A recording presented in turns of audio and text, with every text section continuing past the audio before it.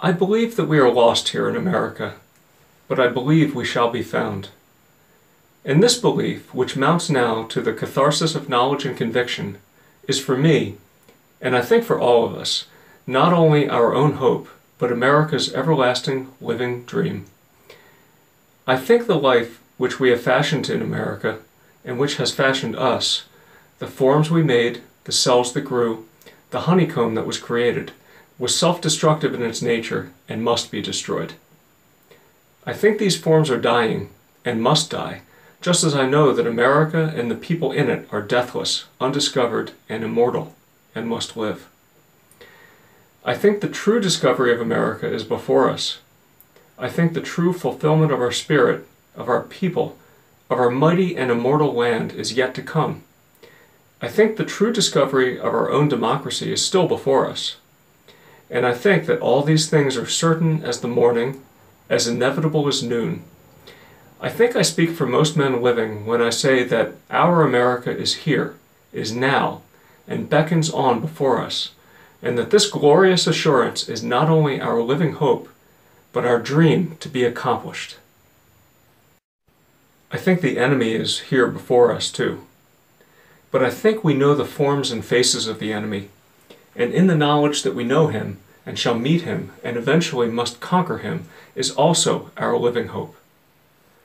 I think the enemy is here before us with 1,000 faces, but I think we know that all of his faces wear one mask. I think the enemy is single selfishness and compulsive greed. I think the enemy is blind, but has the brutal power of his blind grab. I do not think the enemy was born yesterday, or that he grew to manhood 40 years ago, or that he suffered sickness and collapse in 1929, or that we began without the enemy, and that our vision faltered and we lost the way, and suddenly were in his camp. I think the enemy is old as time and evil as hell, and that he has been here with us from the very beginning. I think he stole our earth from us, destroyed our wealth, and ravaged and despoiled our land. I think he took our people and enslaved them, that he polluted the fountains of our life, took unto himself the rarest treasures of our own possession, took our bread and left us with a crust, and not content for the nature of the enemy is insatiable, tried finally to take from us the crust. I think the enemy comes to us with the face of innocence and says to us, "I am your friend." I think the enemy deceives us with false words and lying phrases, saying, "See, I am one of you. I am one of your children, your son, your brother, and your friend. Behold how sleek and fat I have become, and all because I am just one of you, and your friend. Behold how rich and powerful I am, and all because I am one of you, shaped in your way of life, of thinking, of accomplishment. What I am because I am one of you, your humble brother and your friend. Behold," cries enemy, "the man I am, the man I have become, the thing I have accomplished, and reflect. Will you destroy this thing? I assure you that is the most precious thing you have. It is yourselves, the projection of each of you, the triumph of your individual lives, the thing that is rooted in your blood and native to your stock and inherent in the traditions of America. It is the thing that all of you may hope to be," says enemy, "for humbly, am I not just one of you?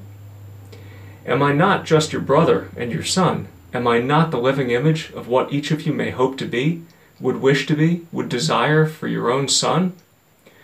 Would you destroy this glorious incarnation of your own heroic self? If you do then, says enemy, you destroy yourselves. You kill the thing that is most gloriously American, and in so killing, kill yourselves." He lies, and now we know he lies. He is not gloriously, or in any other way ourselves. He is not our friend, our son, our brother, and he is not American. For although he has 1,000 familiar and convenient faces, his own true face is old as hell. Look about you and see what he has done. If you enjoyed this reading, then I would encourage you to pick up a copy of Thomas Wolfe's novel, You Can't Go Home Again. It's a work that chronicles the events and attitudes of Americans leading up to and within the Great Depression. It's a story of unbridled greed and rank speculation, of frenzy and hubris, and of self-delusion.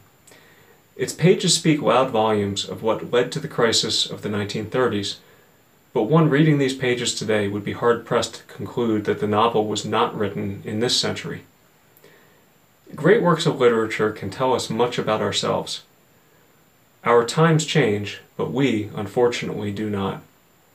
For all those who decide to pick up the book, please enjoy it and let me know what you think.